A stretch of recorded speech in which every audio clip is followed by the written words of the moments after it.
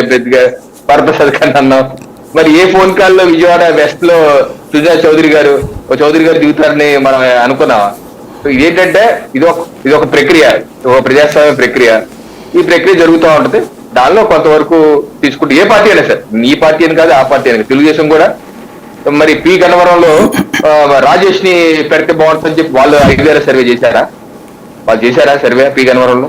అలాగే రకరకాల నియోజకవర్గాల్లో చేశారా? మరి చేస్తే మరి అక్కడ మైలవరంలో దేవినేని ఉమా బాగుంటారా, లేకపోతే వచ్చిన ప్రతి నియోజకవర్గంలో చేశారండి, చేసి ఉంటారు. మరి అక్కడ దానిలో మరి ఎప్పటికప్పుడుగా ఆయన వైసీపీ ఎమ్మెల్యే ఎవరైతే ఎవరిది ఓకే చేశారో వాళ్ళది కానోళ్ళకి వచ్చినాయి సీట్లు. అది కొన్ని చోట్ల రిజల్ట్ మనకు తెలియదు కదా, అదే మీకు తెలియదు, వాళ్ళు బయటికి చెప్పట్లేదు. అంటే సీటు రానటువంటి అభ్యర్థులు ఆ మాట చెప్తున్నారు. దేవినేనేమో నాకు వస్తే 5,000 సర్వే వసంతకి కట్టించారని అడుగుతున్నారు, మహాసేన రాజేష్ నాకు వస్తే అవతల వాళ్ళకి కట్టిస్తున్నారని అడుగుతున్నారు. అట్లాగా ఇది మేల్కొండు చూడు మేలమేముడు పొట్ట విప్పి చూడు కుట్లు అనేది.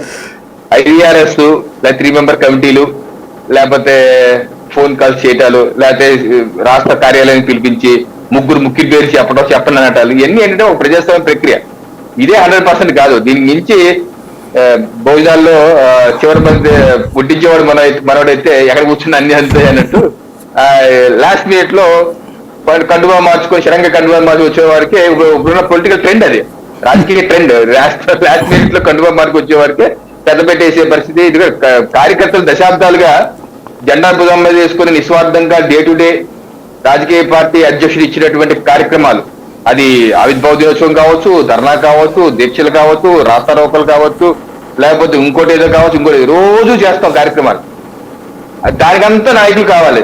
నాయకులు మాత్రం దానికంతా బాగా కష్టపడాలి, చేయాలి. పోనీ వీళ్ళలో ఎవరికైనా టికెట్ వస్తాయంటే రాదు. ఎన్నిది సంబంధమైన వాళ్ళు లాస్ట్ లో వస్తారు మా ఊరా అని, అబ్బో మీకన్నా అతనే పెద్ద తోపు తురువు అని చెప్పి వాళ్ళ టికెట్లు ఇవ్వడం. ఇది ఈ పార్టీ ఆ పార్టీ అని కాదు, రాష్ట్రంలో ఉండే మెజారిటీ అన్ని పార్టీలు ఇదే పరిస్థితి నెలకొంది. దీన్ని రాష్ట్ర ప్రజలు గమనించాలి, రాష్ట్ర పార్టీ కార్యకర్తలు గమనించాలి. ఎంతసేపు జెండాలు మోసే వాళ్లే కావాలి కానీ టికెట్లు వాళ్ళకి పనికిరారు అన్నది చేస్తే ఏ రకంగా పార్టీలు సర్వే అవ్వగలవు చెప్పండి? ఏ రకంగా? ఇప్పుడు పోతిని మహేష్ గారు ఉన్నారు, ఇవాళ చాలా చెప్పారు ఆయన.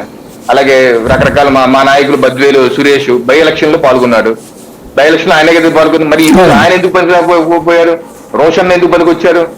అలాగే తిరుపతి దాస శ్రీనివాసులు గారు ఎప్పుడు నుంచి IAS ఆఫీసరు, అత్యంత నిజాయితీపరుడు, అనేకమైన సంవత్సరాలుగా పార్టీలో పనిచేస్తారు. మరి ఆయనకి బై ఎలక్షన్ లో అవకాశం రాలేదు. పక్క రాష్ట్రం నుంచి రత్నప్రభ గారు వచ్చారు, ఇప్పుడేమో పక్క పార్టీ నుంచి వచ్చారు, ఇప్పుడు దాస శ్రీనివాస్ అవకాశం లేదు. ఏ రకంగా జస్టిఫికేషన్ ఏంటంటే మీ పార్టీ ఇదివరకు వాళ్ళిద్దరిని క్రిస్టియన్స్ అని చెప్పి కంప్లైంట్ చేసింది, వరప్రసాద్ రోషన్న. ఆయన పాస్టర్, ఈయనేమో